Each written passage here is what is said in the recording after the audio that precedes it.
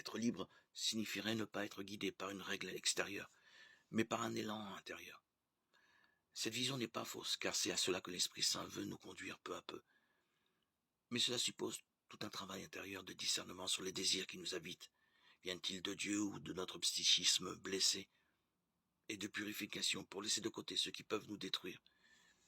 Et ainsi, encourager les bons désirs. Finalement, pour parvenir à une juste notion de liberté, il est essentiel de comprendre le lien qui existe entre la liberté et l'amour. D'une part, il n'y a pas d'amour sans liberté, et c'est ce qui rend la liberté si précieuse. L'amour véritable existe entre deux personnes qui se donnent librement l'une à l'autre. Ainsi, Dieu respecte notre liberté. Il ne veut pas avoir en face de lui des esclaves, mais des fils qu'il aime librement. Nous-mêmes aussi devons respecter la liberté des autres, dont l'amour ne peut se recevoir que comme don gratuit. Il n'y a pas d'amour sans liberté, mais inversement, il n'y a pas de liberté sans amour. Que faire alors de ma liberté?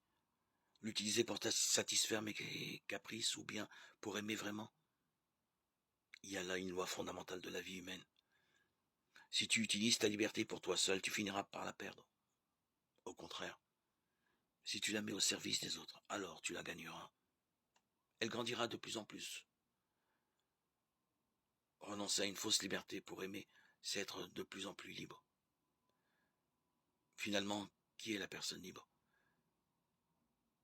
Ce n'est pas la personne toute puissante qui peut réaliser tous ses désirs et possède tout ce qu'elle veut.